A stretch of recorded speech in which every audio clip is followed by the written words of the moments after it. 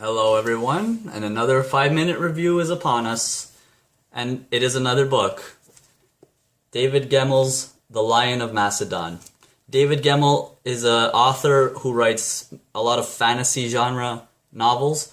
I've only ever read this book from him, but I intend to read more. But this is The Lion of Macedon, and it is about a man named Parmenion. What is cool about this book? First of all, it's set in ancient Greece.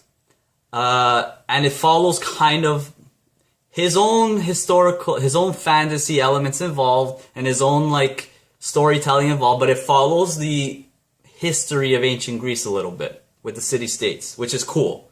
Like the actual history of ancient Greece, but with his own take on it. He put his own story into it. Parmenion is the main character, this guy, and he is a half Spartan, half Macedonian. He lives in Sparta. He's in the book starts, he's a teenager. He's or he's on the verge of becoming a man, whatever that means. Okay? And all the Spartans hate him because he's a half-blood. They call him Savra, it's like a lizard, like a snake, because he's like a mixed breed. So, why do I like this book? I'm not going to get into the whole summary of the book, the plot. This book is great because it follows this man's life from that age where he's getting initiated into developing his path in life. And his path in life is he's not so much of a warrior, but more of a strategist, which is something I really like because that's my favorite kind of thing. Like my favorite kind of character, my favorite kind of games involve strategy. And so to see the perspective of someone who's more of a strategist, and he's still a good fighter, warrior, whatever, but he's more of a strategist than anything. And you get to see he has a level of progress in Sparta, and then at some point in the book he ends up leaving Sparta, and he has to start his life again in what was the second city? I think it's in Athens. I don't remember, honestly. I don't remember every single. He starts again in Athens, and then ultimately I believe he ends up in Macedon. And throughout this book, the major phases of the book, he progresses. He gains a reputation for himself for being this master strategist to the point where it's like, oh, that army has Parmenion as their strategist, so watch out. So it's cool to see this guy from being persecuted and ridiculed and all that to become this I call the shots now. There's a huge love interest involved. Where at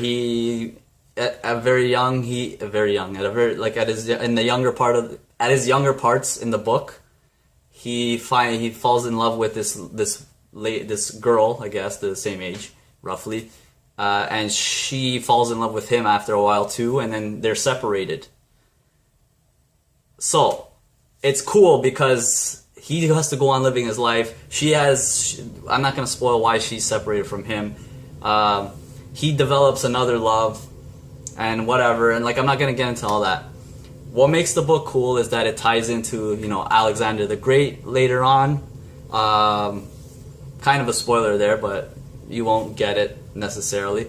And just there's magic elements involved, there's fantasy elements involved, all tied into this ancient Greek world.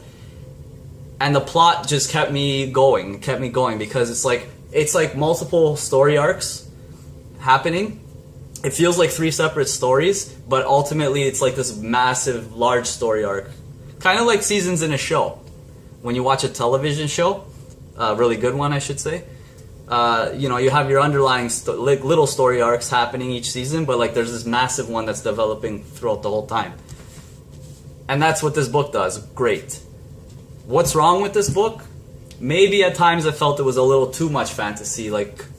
I like fantasy when it's not magic and stuff. I like when it's not totally in your face explicit. When it's a little more subtle, it's better.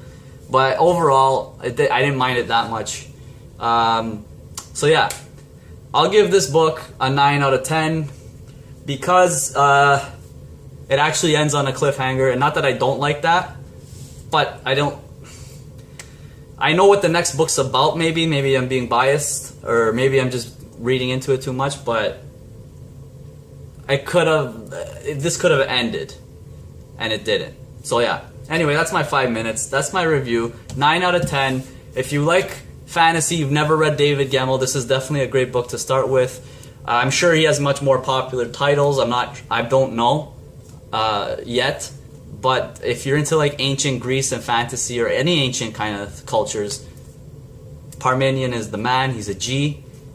He puts up with no crap, and I read it from start to finish. I couldn't stop.